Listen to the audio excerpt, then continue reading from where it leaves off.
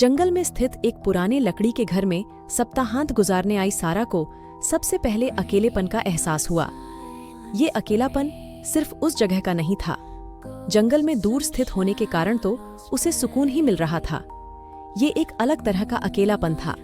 जैसे ही वो मुख्य रास्ते से हटी, उसकी गर्दन के पीछे रोंगटे खड़े हो गए। घर अपने आप में मनमोहक था, थोड़ा धूल भरा लेकिन आरामदायक। चिमनी जिसमें जल्दी ही आग जल उठी। लेकिन जैसे ही शाम ढलती गई और रात होने लगी, जंगल की आवाजें गायब सी हो गईं। कोई भी कीड़ा नहीं चहका, कोई उल्लू नहीं बोला, बस एक अजीब सी खामोशी जो कभी कभी किसी अनदेखी चीज के टहनी तोड़ने की आवाज से टूटती थी। फिर फुसफुसाहट शुरू हुई। पहले तो हल्की, दीवारों से ही आती हुई लग रही थी, शब्दहीन और खौफनाक।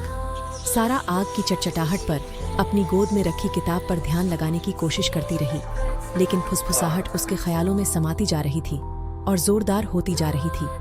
एक वाक्यांश बिल्कुल साफ, जिसने उसे बुरी तरह डरा दिया। अकेली नहीं हो। घबराहट उसके गले में अटक गई। उसने अपना फोन पकड़ा, जैसा कि सोचा था। कोई नेटवर्क नहीं था। वो फंसी हुई थी। फुसफुसाहट बदल गई, कई आवाजों के मिश्रण में बदल गई, सब गंभीर और भयानक भूख से भरी हुई। अचानक अटारी से खरोंचने की आवाज आई, एक उन्मत्त की स्क्रैपिंग जैसी, मानो कुछ बाहर निकलने के लिए बेताब हो।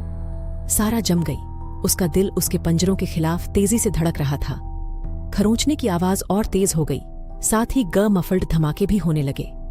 फिर सन्नाटा, एक अप्राकृतिक, घुटन देने वाला सन्नाटा। डर ने उसे दरवाजे की तरफ धकेल दिया। उसे अब अकेलेपन की परवाह नहीं थी, बस वहां से भाग जाना चाहती थी। लेकिन जैसे ही वह ताले से जूझ रही थी, एक ठंडा हाथ उसके मुंह पर आ गिरा। एक आवाज, कर्कश और प्राचीन, उसके कान में फुसफुसाई, तू नहीं जा रही, तू कभी अकेली नहीं है। उसके गले से निकली चीख जंगल की घुटन भरी खामोशी में खो गई। केवल वही आवाज बाकी रह गई, अटारी से फिर से शुरू हुई खरोंचने की आवाज, जो अब एक खौफनाक खुशी से भरी हुई थी। सारा अकेली नहीं थी, और जो कुछ भी वहां था वह भूखा था।